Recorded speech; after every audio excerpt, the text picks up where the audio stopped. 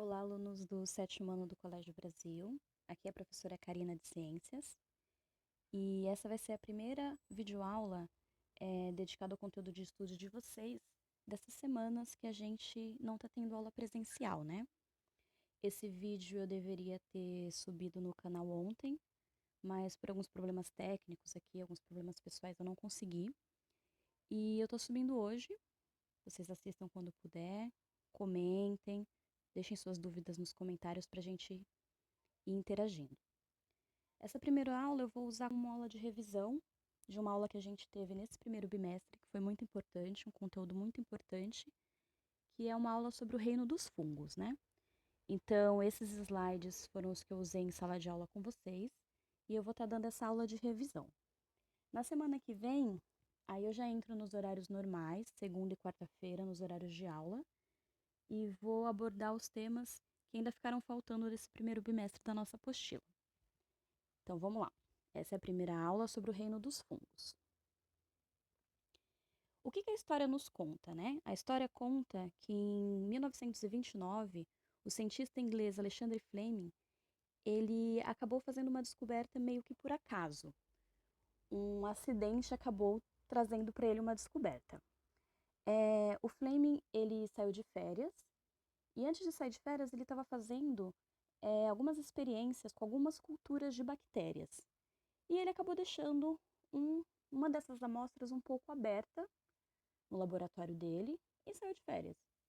Quando ele retornou, ele percebeu que nessa cultura de bactérias que tinha ficado aberta, desenvolveu um bolor em algumas partes daquela cultura dele, né? E aí ele percebeu que onde tinha o bolor, as bactérias não tinham se desenvolvido. E então gerou essa curiosidade nele de entender o porquê que o bolor era nocivo à bactéria. Por que onde estava crescendo o bolor não havia se desenvolvido bactérias, né?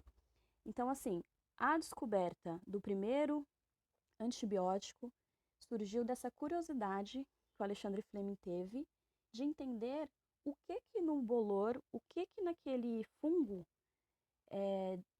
o que acontecia para aquele fungo repelir o crescimento da bactéria. E aí eu aproveito para tirar uma dúvida e esclarecer, que eu percebi que foi uma dúvida, algo que não ficou muito claro para vocês. O bolor, ele não se alimentava da bactéria. O bolor que nasceu ali naquela amostra, que impediu que a bactéria crescesse, não é porque ele estava se alimentando da bactéria, mas porque ele liberava algumas toxinas nocivas que impediam que a bactéria chegasse próximo. Então, era alimento para a bactéria e para o bolor. Só que o bolor inibia que a bactéria chegasse perto para ele se alimentar. Então, aqui a gente tem uma imagem que mostra mais ou menos como que teria sido esse bolor crescendo na placa de Petri, no lugar onde normalmente ia ter a cultura das bactérias.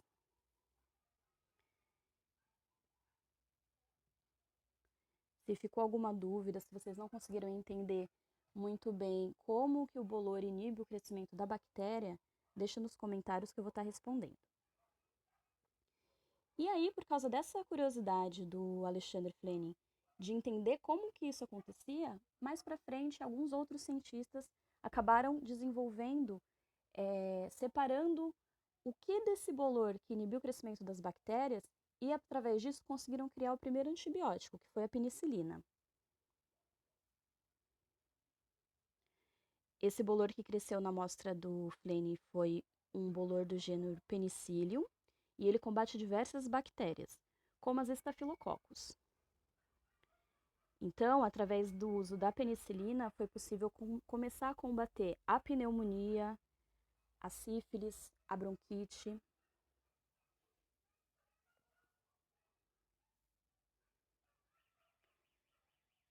Agora a gente vai se aprofundar um pouquinho, começar a entender como que são os fungos, né?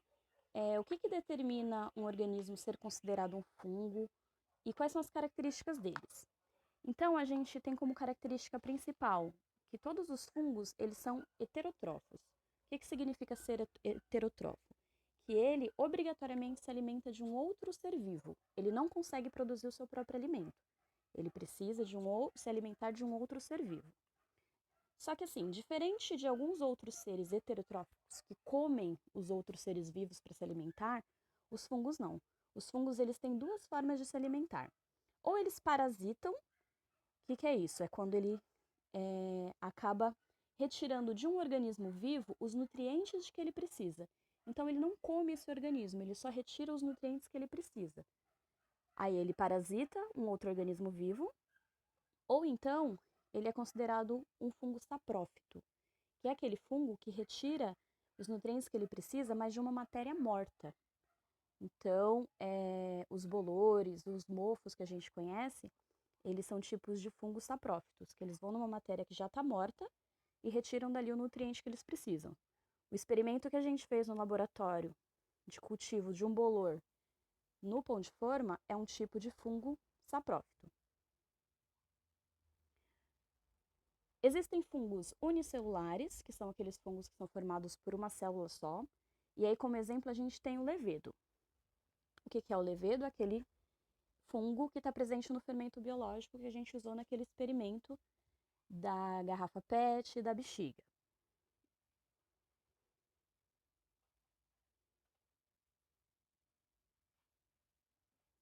Esses fungos unicelulares, eles são utilizados na nossa culinária como forma de obter uma fermentação. Então, assim, os fungos eles se reproduzem sexuado ou assexuadamente, dependendo do tipo dele, né? E aí eles se espalham pelo ar, pela água, e esses esporos vão se desenvolvendo até encontrar um ambiente com alimento, calor, pouca luz e umidade. Quando o fungo encontra esse alimento, ele faz a fermentação do alimento para obter energia para ele viver. Dessa fermentação, além da energia, ele também vai resultar o gás carbônico, que aí ele lança para o ambiente. Então, naquele experimento que a gente fez em laboratório, de abafar dentro de uma garrafa PET um pouco de fermento biológico, um pouco de açúcar, água quente e tampar essa garrafa com uma bexiga, o que a gente pode observar? Que o levedo que estava ali dentro do fermento biológico, ele obteve energia, ele retirou do açúcar essa energia para ele sobreviver, começou uma fermentação e dessa fermentação surgiu um gás, o gás carbônico. E aí esse gás encheu tanto a garrafa quanto a bexiga, que no início do experimento estava esvaziada, murchinha lá na boca da garrafa, e depois, com o passar do tempo, conforme a fermentação ia ocorrendo, essa bexiga ela foi inflando. Aqui a gente tem o corpo de um fungo pluricelular. Enquanto a gente viu lá atrás que os unicelulares são indivíduos formados só por uma célula, aqui a gente tem exemplos de fungos pluricelulares. Como são os fungos pluricelulares? Ó? O corpo deles, basicamente, tem essa formação aqui. Aqui a gente tem um exemplo de um cogumelo, né? Mas qualquer outro fungo que seja pluricelular, ele vai ter as mesmas partes no corpo dele. Então, na parte de baixo, nós temos as hifas, que se assemelham com raízes. Não são raízes, porque o fungo não é uma planta, né?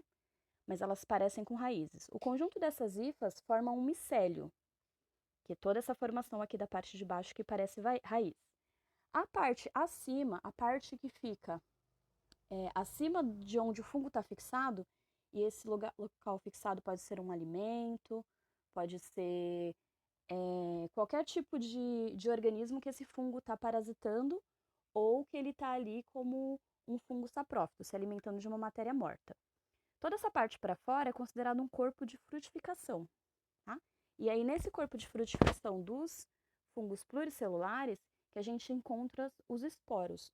Os esporos dos fungos, eles são liberados no ar, na água, e aí quando eles entram em contato com outro ambiente favorável, onde o fungo vai ter alimento, condições ideais de luz, de calor, aí ele consegue se desenvolver e se transformar em um outro indivíduo.